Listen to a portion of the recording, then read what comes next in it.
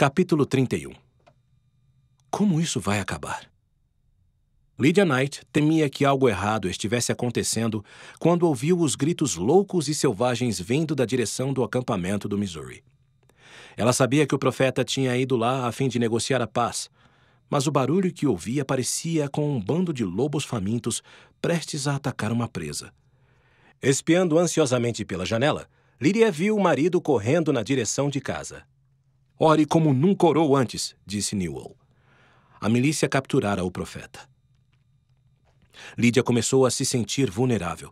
Na noite anterior, 2 sobreviventes do conflito ocorrido no Rio Crooked haviam batido à sua porta pedindo abrigo. A milícia do Missouri prometera punir os santos que participaram da luta armada. Portanto, proteger aqueles homens colocava sua família em risco. Mas ela não podia mandá-los embora, e por fim escondeu-os em sua casa. Agora, precisava se preocupar com a segurança deles. Newell teria que montar guarda novamente naquela noite. Se a milícia entrasse na cidade enquanto ele estivesse fora e encontrasse os homens escondidos na casa dela, provavelmente seriam mortos. E o que fariam a ela e às crianças? Ao sair de casa naquela noite, Newell prevenira Lydia para que fosse cautelosa. Ele disse: "Não saia de casa. Os espiões estão por toda a parte." Quando Newell saiu, Lydia começou a orar. Depois da dedicação do templo, ela e Newell se mudaram para o oeste, construíram uma casa e agora tinham 2 filhos. A vida era boa antes de os ataques da turba começarem, e ela não queria perder tudo o que haviam construído. Os gritos dos missourianos ainda podiam ser ouvidos à distância, o que a fez se sentir muito desconfortável, mas a oração a havia acalmado. Ela sabia que Deus estava no controle, e não importava o que acontecesse, nada poderia mudar essa realidade. Na manhã seguinte, 1º de novembro de 1838, Newell passou rapidamente em casa. George Hinkle havia ordenado que o exército dos santos se reunisse na praça da cidade. A milícia do Missouri estava alinhada, próxima à cidade e em posição para atacar Far West. "Como isso vai acabar?", perguntou Lydia.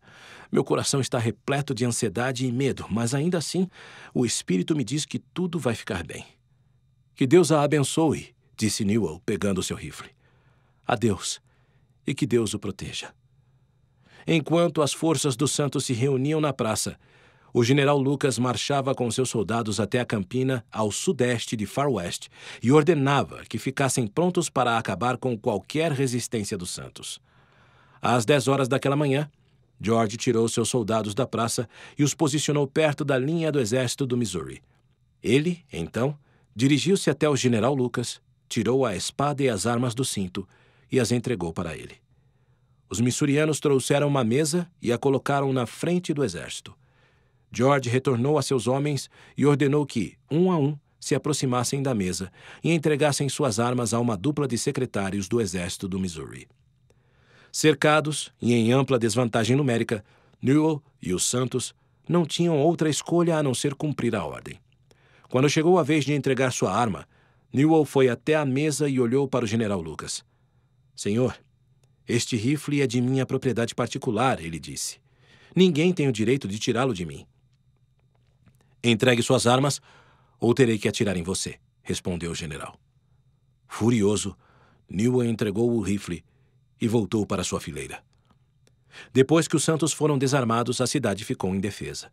O general Lucas conduziu o exército dos santos de volta para Far West e os fez prisioneiros na praça da cidade. Em seguida, ordenou que seus soldados tomassem posse da cidade. Os milicianos não perderam tempo e invadiram as casas e as barracas, vasculhando baús e barris à procura de armas e objetos de valor. Levaram com eles roupas de cama, vestimentas, comida e dinheiro. Alguns colocaram fogo nas casas de madeira, nas cercas e nos celeiros. Outros atiraram no gado, nas ovelhas e nos porcos, deixando-os para morrer nas ruas. Na casa da família Knight, Lydia se preparou quando 3 milicianos se aproximaram de sua porta. "Há algum homem na casa?", um deles perguntou. "Nossos homens estão sob sua guarda", respondeu Lydia, bloqueando a entrada da casa. Se ela o deixasse entrar, ele encontraria os homens escondidos. "Há alguma arma na casa?", ele perguntou. "Meu marido levou o rifle com ele", ela respondeu. As crianças começaram a chorar atrás dela, assustadas com os estranhos. Enchendo-se de coragem, Lydia encarou os homens. Vão embora, gritou ela. Não estão vendo que estão assustando minhas crianças? O homem então disse: Bem, então não há homens nem armas na casa. Vou repetir, disse Lídia. Meu marido é prisioneiro na praça e levou a arma com ele. O homem resmungou e foi embora com os outros. Lídia entrou em casa tremendo, mas os milicianos haviam ido embora, e todos em sua casa estavam em segurança. Na praça, sob severa vigilância com os outros soldados mormons, Heber Kimball ouviu uma voz familiar lhe chamando. Ao olhar para cima, ele viu William McClellan, um ex-apóstolo, vindo até ele. William estava usando um chapéu e uma camisa pintada com manchas vermelhas berrantes. Ele disse: Irmão Heber, qual é a sua opinião agora sobre Joseph Smith, o profeta decaído? William estava com um grupo de soldados. Eles tinham entrado de casa em casa e saqueado a cidade livremente. Olhe para si mesmo, continuou William. Pobre, sua família despojada e roubada e seus irmãos na mesma situação. Ainda está satisfeito com Joseph? Não havia como Heber negar que as coisas estavam sombrias para os santos. Joseph era um prisioneiro. Os santos estavam desarmados e sob ataque. Mas Heber sabia que não poderia abandonar Joseph e os santos, como William, Thomas Marsh e Orson Hyde haviam feito. Heber permanecera fiel a Joseph em todas as provações que enfrentaram juntos, e estava determinado a permanecer leal, mesmo que isso significasse perder tudo o que possuía. Por onde tem andado? Perguntou Heber a William. Como tem passado? O testemunho de Heber a respeito do Evangelho restaurado de Jesus Cristo e sua recusa em abandonar os santos respondia muito bem à pergunta de William. Estou mais satisfeito com Joseph agora do que nunca, continuou Heber. O mormonismo é verdadeiro, e ele é um verdadeiro profeta do Deus vivo. O general Lucas nada fez para impedir que seus soldados continuassem pilhando a cidade e aterrorizando os santos enquanto tomavam posse de suas propriedades. Por todos os lados do assentamento, os milicianos expulsavam os santos de suas casas e os amaldiçoavam enquanto fugiam para as ruas, chicoteando e batendo nos que resistiam. Alguns soldados violentaram e estupraram as mulheres que encontraram escondidas nas casas. O general Lucas acreditava que os santos eram culpados de insurreição e queria que eles pagassem por suas ações, usando seu exército para puni-los.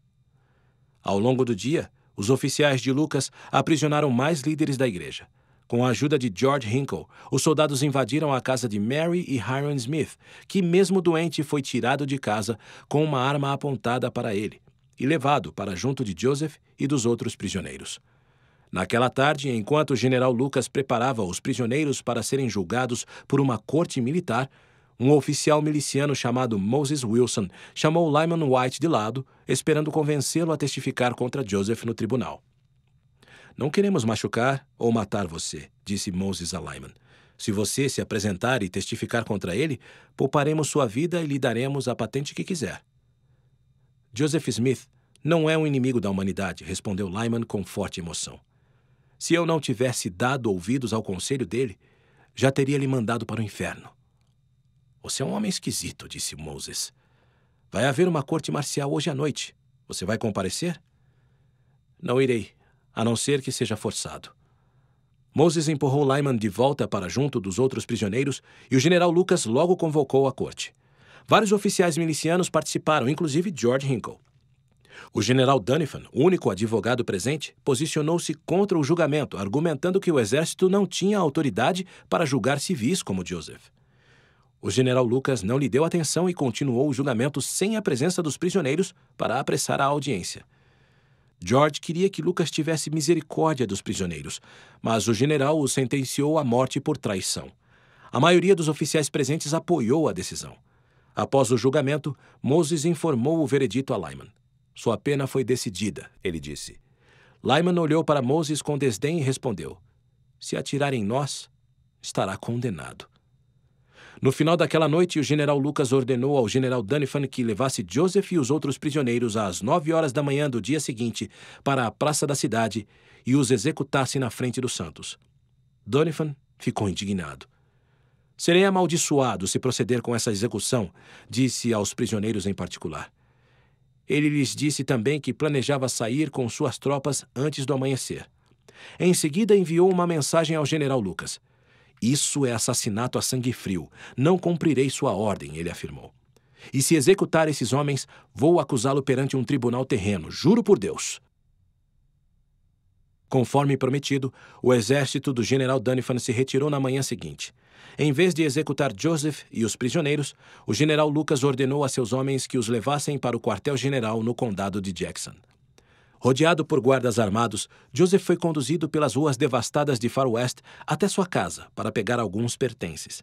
Emma e os filhos estavam chorando quando ele chegou, mas ficaram aliviados por ele ainda estar vivo. Joseph implorou aos guardas que o deixassem conversar com a família em particular, mas eles não permitiram. Emma e as crianças o abraçaram com força, impedindo que fosse embora. Os guardas sacaram suas espadas e os forçaram a largá-lo. O pequeno Joseph, de 5 anos, agarrou-se firmemente ao pai. "Por que não pode ficar, papai?" ele perguntou chorando. Um guarda encostou a espada no garoto. "Sai daqui, seu moleque, ou vou atravessá-lo com minha espada." Os soldados levaram então os prisioneiros em meio à multidão de santos e ordenaram que entrassem em um carroção. Os milicianos os cercaram e formaram um cordão de homens armados, separando os santos de seus líderes. Enquanto aguardava no carroção a hora de partir, Joseph ouviu uma voz familiar que se destacou acima da multidão. "Sou a mãe do profeta!" gritou Lucy Smith. "Não há aqui um cavalheiro que me ajude a passar pela multidão?" A pesada lona que cobria o carroção não permitia que os prisioneiros enxergassem o outro lado. Mas na parte da frente, Hiram passou a mão por debaixo da cobertura e pegou a mão de sua mãe. Os guardas imediatamente ordenaram que ela saísse, ameaçando atirar nela. Hiram sentiu a mão dela escorregar e teve a impressão de que a qualquer momento o carroção começaria a andar. Em seguida, Joseph, que estava no fundo do carroção, ouviu uma voz do outro lado da lona. "Sr. Smith, sua mãe e sua irmã estão aqui." Ele colocou a mão por debaixo da cobertura e sentiu a mão de sua mãe.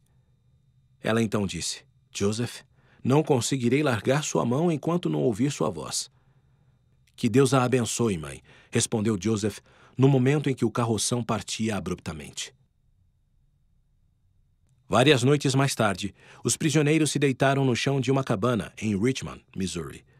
Depois de levá-los ao condado de Jackson, o general os colocara em exposição como animais, antes de receber a ordem de enviá-los para um julgamento legal em Richmond. Os prisioneiros tiveram que dormir algemados pelo tornozelo e ligados uns aos outros com uma corrente. O chão era duro e frio, e eles não tinham uma fonte de calor que os mantivesse aquecidos. Deitado e ainda acordado, Parley Pratt se sentiu enojado, enquanto os guardas contavam histórias obscenas sobre os estupros e assassinatos dos santos. Ele quis ficar em pé para repreender os homens e falar alguma coisa que os fizesse parar de falar, mas permaneceu em silêncio. De repente, ele ouviu as correntes tilintarem a seu lado quando Joseph se levantou. "Silêncio, demônios do abismo infernal!" o profeta trovejou. "Em nome de Jesus Cristo, eu os repreendo e ordeno que se calem. Não viverei nem mais um minuto ouvindo esse tipo de linguagem." Os guardas, assustados, agarraram suas armas e ergueram os olhos. Joseph os encarou com uma majestade radiante. "Cessai vossa conversa!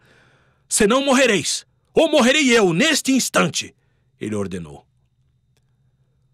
O local ficou em silêncio, e os guardas abaixaram as armas. Alguns se retiraram para os cantos, e outros se agacharam com medo aos pés de Joseph. O profeta ficou parado, com uma aparência serena e digna. Os guardas lhe pediram perdão e permaneceram quietos até a troca de turno.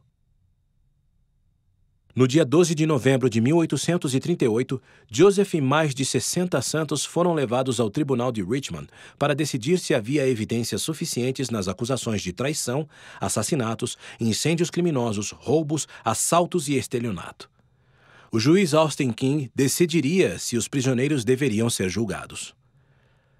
As audiências duraram mais de 2 semanas, e a principal testemunha contra Joseph era Sampson Alvord, um líder danita. Durante o cerco a Far West, Sampson havia tentado fugir do Missouri, mas os milicianos o capturaram e ameaçaram processá-lo se ele se recusasse a testificar contra os prisioneiros. Querendo salvar a si mesmo, Sampson afirmou que tudo o que fizera como danita tinha sido sob as ordens de Joseph, testificando que Joseph acreditava ser a vontade de Deus que os santos lutassem por seus direitos contra os governos do Missouri e da nação.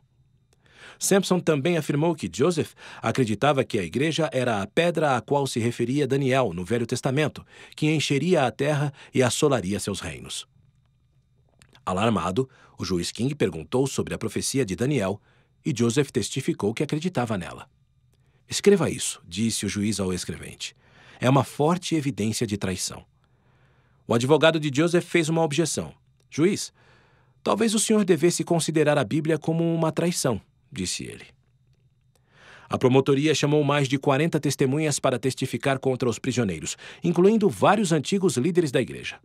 Temerosos de também serem acusados, John Corriell, William Phelps, John Whitmer e outros fizeram um acordo com o estado do Missouri para testificar contra Joseph em troca da própria liberdade. Sob juramento, eles descreveram os agravos que testemunharam durante o conflito e todos culparam Joseph. A defesa dos santos, no entanto, era composta por poucas testemunhas que pouco influenciaram a opinião do juiz. Outras pessoas poderiam ter testemunhado a favor de Joseph, mas elas foram perseguidas e expulsas do tribunal. Quando as audiências terminaram, 5 santos, incluindo Parley Pratt, ficaram presos em Richmond, aguardando o julgamento da acusação de assassinato no conflito do Rio Crooked. O restante, Joseph Hyrum Smith, Sidney Reardon, Lyman White, Caleb Baldwin e Alexander McRae, foi transferido para uma cadeia em uma cidade chamada Liberty para aguardar o julgamento da acusação de traição. Se fossem condenados, eles poderiam ser executados. Um ferreiro acorrentou os 6 homens e os conduziu até um carroção. Os prisioneiros entraram e se sentaram na madeira áspera, com a cabeça um pouco acima das altas laterais da carroça. A viagem durou o dia todo, e ao chegar a Liberty, o carroção passou pelo centro da cidade, pelo tribunal, e então se dirigiu para o norte até uma pequena cadeia de pedra. A porta aberta aguardava os homens naquele dia frio de dezembro. Um a um, os prisioneiros desceram do carroção e entraram na cadeia. Uma multidão de curiosos os rodeava para vê-los. Joseph foi o último a sair do carroção, e ao chegar à porta, olhou para a multidão e os saudou educadamente com o chapéu. Ele, em seguida, virou as costas e entrou na escura prisão.